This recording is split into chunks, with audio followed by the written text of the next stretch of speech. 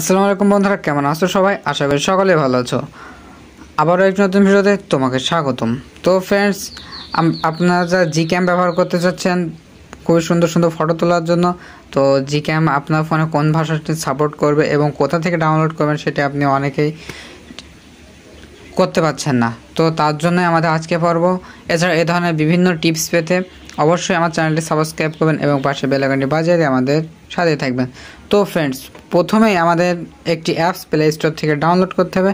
এই অ্যাপসের লিঙ্ক আমাদের ডেসক্রিপশনে দেওয়া থাকবে, আপনি সেখান থেকেও করতে পারেন, অথবা আপনি প্লে স্টোরে আসার পরে সার্চ করবেন। এই যে দেখতে পাচ্ছেন Gcamator, তো আমার দেওয়া আছে। তো আমি এটি অলরেডি ইনস্টল করেছি, তো যার ফলে আমার ইনস্টল করা লাগছে না, ঠিক আছে।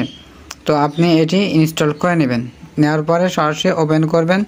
ওপেন করার পর আপনার সামনে এখানে এই যে দেখতে পাচ্ছেন, এখনই আমার ফোনটিতে যেহেতু জিক্যাম সাপোর্ট করতেছে তাই সরাসরি মডেলটি এখানে দেখাচ্ছে, ঠিক আছে। আর যদি আপনার জিক্যাম সাপোর্ট না করে তাহলে এখানে দেখিয়ে দেবে যে আপনার ফোনে সাপোর্ট করবে কিনা। এছাড়াও যদি মনে করেন যে আপনার জিক্যামের লিঙ্কটি এখানে যদি না দেখায় তাহলে সরাসরি একদম নিচে যে ফোল্ডার দেখতে পাচ্ছেন, তো এই ফোল্ডারে ক্লিক করবেন এবং তারপর এইখানে এসে আপনি আপনার ফোনের মডেলটি দিয়ে সার্চ করবেন, ঠিক আছে। সার্চ করলে দেখতে পারবেন যে আপনার ফোনে কোন মডেলটি সাপোর্ট করবে।